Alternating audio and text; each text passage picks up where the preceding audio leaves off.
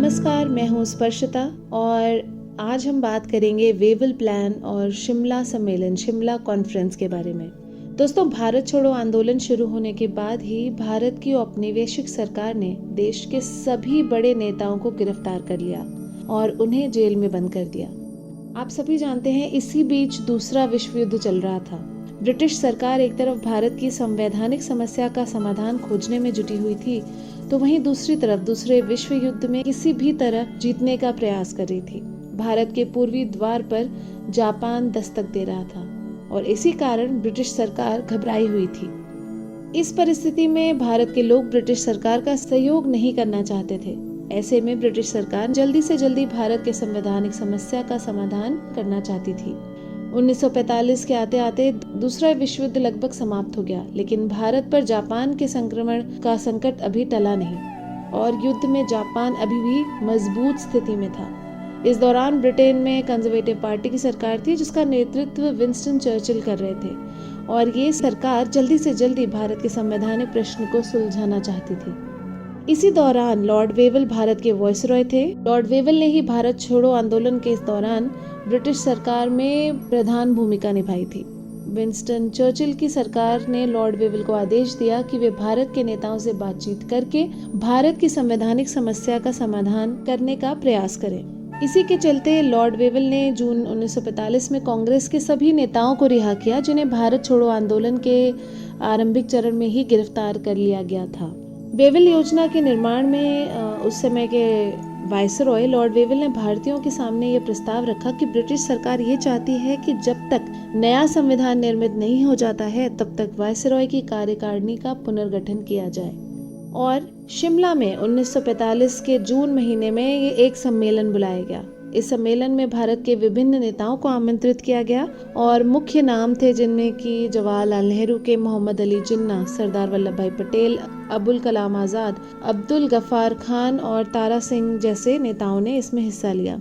इसके परिणाम स्वरूप भारत की संवैधानिक समस्या के समाधान के लिए जो योजना बनाई गई, उसे हम वेवल योजना कहते हैं। वेवल योजना के प्रमुख प्रावधान थे कि वायसरॉय की कार्यकारिणी में वायसरॉय और कमांडर इन चीफ को छोड़कर सभी सदस्यों के रूप में भारतीयों की नियुक्ति की जाएगी और इसमें कहा गया कि वायसरॉय की कार्यकारिणी में हिंदुओं और मुसलमानों की संख्या बराबर रखी जाएगी। एक अन्य प्रावधान में ये भी कहा गया कि हालांकि गवर्नर जनरल की शक्ति को समाप्त नहीं किया जाएगा, लेकिन उसका प्रयोग करना भी आवश्यक समझा नहीं जाएगा।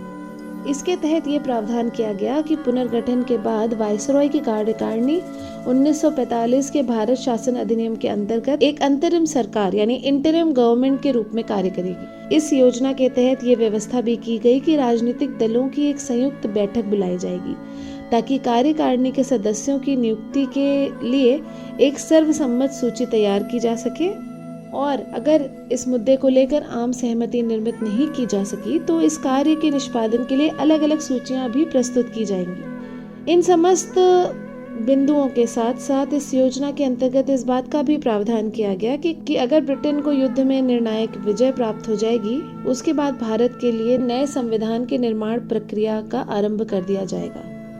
वेवल योजना पर मुस्लिम लीग की प्रतिक्रिया ये थी कि मुस्लिम लीग इस दौरान इस बात पे बहुत अधिक जोर दे रही थी कि वो मुसलमानों की एकमात्र प्रतिनिधि संस्था है और ब्रिटिश सरकार को इस बात को स्वीकार करना चाहिए।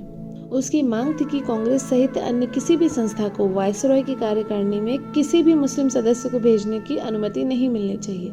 वायसरॉय की कार्यकारिणी में जितने भी मुस्लिम सदस्य होंगे, उनका चयन सिर्फ मुस्लिम लीग द्वारा ही किया जाए। लेकिन भारतीय राष्ट्रीय कांग्रेस ने मुस्लिम लीग के इस मत का तीखा विरोध किया।